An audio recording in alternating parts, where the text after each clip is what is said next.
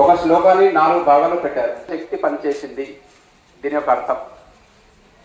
రెండవ లైన్ యొక్క అర్థం జ్ఞాన శక్తి కృతయుగే. కృతయుగంలో జ్ఞానం పనిచేసింది, జ్ఞాన శక్తే పనిచేసింది. ఎందుకు అంటే గొప్ప గొప్ప విషయాలని వేదాంతాన్ని వర్ణించాము. రామాయణ ఇతిహాసానికి సంబంధించినటువంటి భాగవత పురాణం సంబంధించింది మనలో అన్నీ ఉన్నాయి, కానీ సంఘటిత శక్తి లేదు. దేశాలు కూడా ఈ దేశం పైన దాడులు చేశారు. ఐక్యత కోసం ఈ సమ్మేళనం ఏర్పాటు చేసుకోవడం జరిగింది. కాబట్టి చేసిన హిందూ బంధువులందరికీ నా యొక్క కృతజ్ఞతలు, ధన్యవాదాలు. అనే ఒక కార్యక్రమాన్ని మనము చేసుకుంటూ ఉన్నందుకు చాలా హిందువులపై ఉండి మనము గర్వించదగ్గటువంటి కార్యక్రమాన్ని, మన భారత మాత యొక్క సంస్కృతిని, సాంప్రదాయాన్ని ఆచరించేటువంటి ఒక ధర్మాన్ని చేపట్టి మనము ఆచరించడానికి ఉద్యుక్తమయ్యి మనమందరము కూడా ఈ ఒక భారతదేశంలో ఉన్నటువంటి ప్రతి పౌరుడు కూడా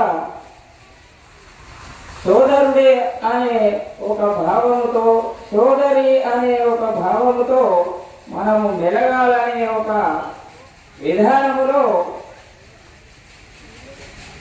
100 సంవత్సరాల పూర్తి చేసుకున్నటువంటి సందర్భంలో ఈ ఒక హిందూ సమ్మేళనం అనే కార్యక్రమాన్ని చేపట్టింది.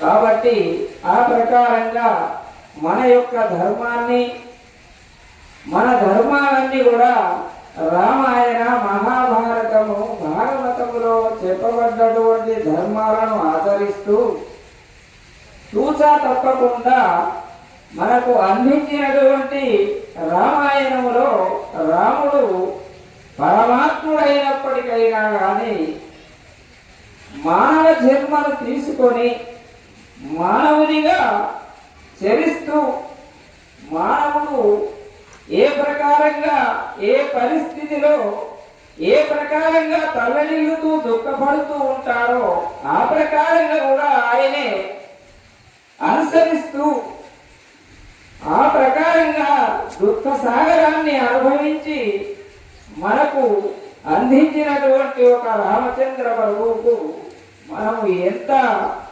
రుణపడి ఉన్నామో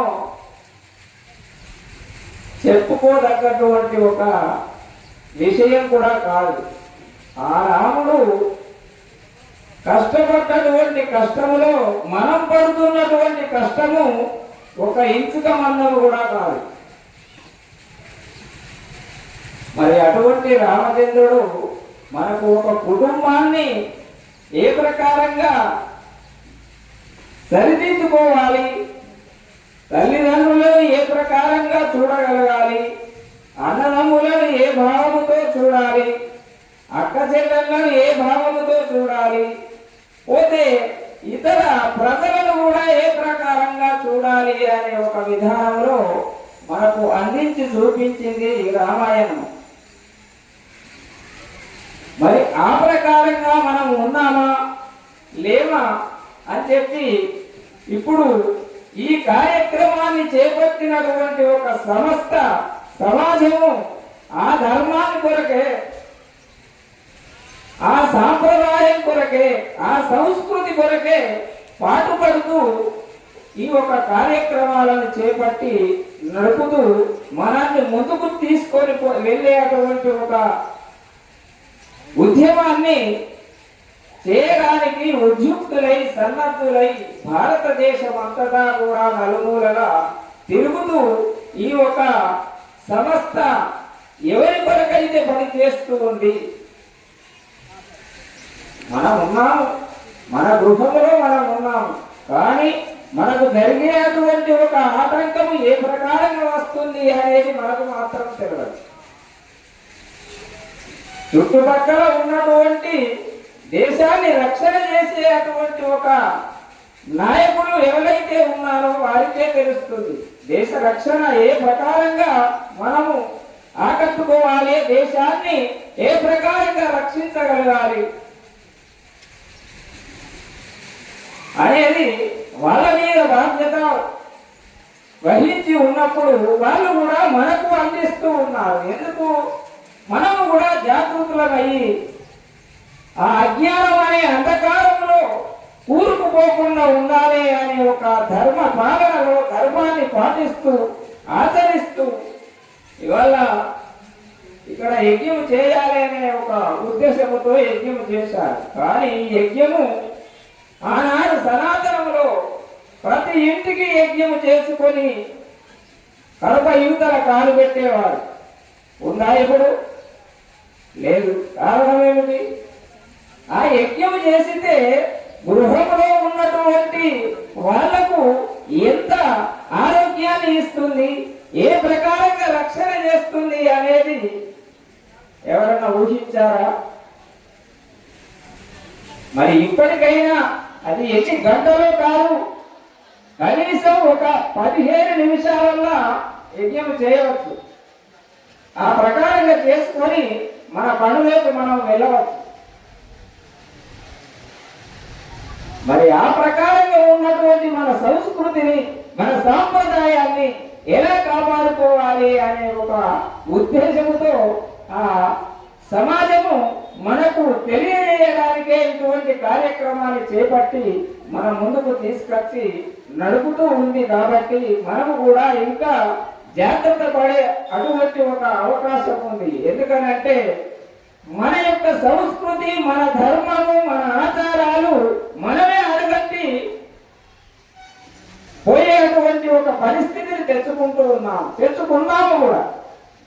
మరి అటువంటి పరిస్థితి రావద్దు అనే ఒక ఉద్దేశంతో వారు ఈనాడు ఈ ఉద్యమాన్ని చేపట్టి మన ముందుకు తీసుకొచ్చి మనకు మన కళ్ళు మన యొక్క మాయగా కప్పినటువంటి ఒక మాయను తీసేయడానికి వాళ్ళు మన ముందుంచి ఈ యొక్క ధర్మాన్ని పాటించడానికి వాళ్ళు ముందుకు వచ్చి నడుపుతూ ఉన్నారు. రెండో యుగంలో మంత్రశక్తి పనిచేసింది, మూడో యుగంలో యుద్ధ శక్తి అనివార్యం అయ్యింది. మరి చివరిది ఒక లైన్ ఉంది, సంఘే శక్తి కలయుగే. ఏంటి సంఘే శక్తి కలయుగే అంటే ఈ యొక్క యుగం యొక్క ఆవశ్యకత సంఘటిత శక్తి. ఎవరు సంఘటితంగా ఉంటారో వాళ్ళకు భగవద్ దర్శనమే కాదు, ఆ దేశ ధర్మాన్ని రక్షించే శక్తి కూడా ఉంది. ఈ యొక్క శ్లోకం యొక్క అర్థం. మరి ఎవరిని రక్షించాలి? ఎవరిని రక్షిస్తే ఈ దేశ ధర్మాలే కాదు యావత్ ప్రపంచం మొత్తం కూడా సుభిక్షంగా ఉంటుందో ఆ ధర్మాన్ని రక్షించాలి. ప్రపంచ దేశాలన్నీ కూడా ఏమి తినాలి, ఏమి కట్టుకోవాలి, ఎలా మాట్లాడాలి, ఎలా జీవించాలి అని ఒక జీవన విధానం వాళ్ళకు లేదు. ఈ సృష్టి జీవన విధానాన్ని ఈ భారతీయ సంస్కృతి మనకిచ్చింది. మరి ఈ యొక్క సంస్కృతి కేవలం మన కోసమేనా? మన కోసం కాదు, యావత్ కళ్యాణం కోసం, ఈ ప్రపంచ కళ్యాణం కోసం ఈ ధర్మం ఉన్నది. మరి ఈ ధర్మ రక్షణ చేయాల్సిన వాళ్ళు ఎవరు? ఈ దేశ వాసులు, హిందువులు. హిందువులు అంటే సంకుచితమైనటువంటి వాళ్ళు కాదు.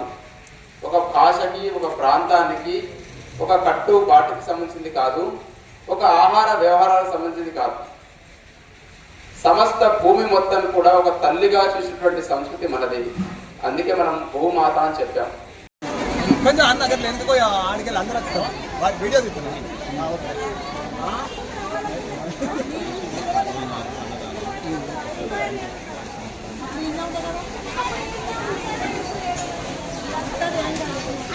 జై జై శ్రీరామ్.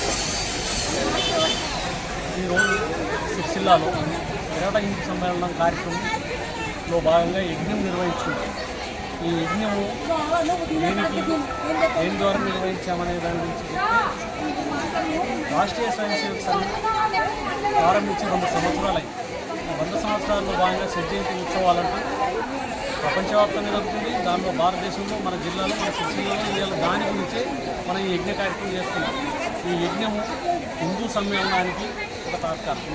ఈ యజ్ఞంతో మనం చేసే గతంలో ఎలా ఉంటుందంటే యజ్ఞంలో అందరి హిందువులను తీసుకొచ్చేసి ఇక్కడ కూర్చోబెట్టి యజ్ఞం గావిస్తే మన యొక్క మనసులో ఉన్న పాజిటివ్నెస్ రావడం కోసం చెప్పి మనలో ఐక్యత విధానాలను పెంపొందించడం కోసం ఈ ఋత్వికులను తీసుకొచ్చి కార్యక్రమం మనం చేయించిన దాంట్లో భాగంగానే ఇక్కడ ఈ వాడకట్లో సంభాషణ పరిస్థితులు చాలా మంచి వాతావరణం వచ్చేసి అందరిలో ఒక మంచి భావన ఏర్పడింది. ఈ కార్యక్రమం రావాలనే ఆలోచనతో ప్రతి ఒక్కరు వచ్చారు, మీరు భాగస్వాములు అయ్యారు. వాళ్ళే నేను ఈ కార్యక్రమం చేస్తాను, నేను ఆ కార్యక్రమం అన్నప్రసాదంలో కూడా ఉన్నాను. దీనికి స్వామీజీ వచ్చారు, ఆర్ఎస్ఎస్ నుంచి వక్త వచ్చారు, ఇక్కడ వాళ్ళు ప్రతినిధులు ఉన్నారు. వారు దీనికంటూ కమిటీకి మా భాస్కర్ ఉన్నారు. ఆ భాస్కర్ కూడా దీనికి అధ్యక్షులు నియమించుకున్నాం. ఇదే సుభాషణ. కానీ ఈ యొక్క ప్రభావము ప్రతి ఒక్కరి మీద వాడడం కోసం ప్రతి గ్రామంలో ఇది జరుగుతుంది. దానిలో భాగంగా సిరిసిల్లాలో మొట్టమొదటి చేసాం. ఇది అందరికీ ఒక మంచి మార్గదర్శకంగా మేము చూపించాలని ఇలా మంచిగా ఇస్తున్నాం.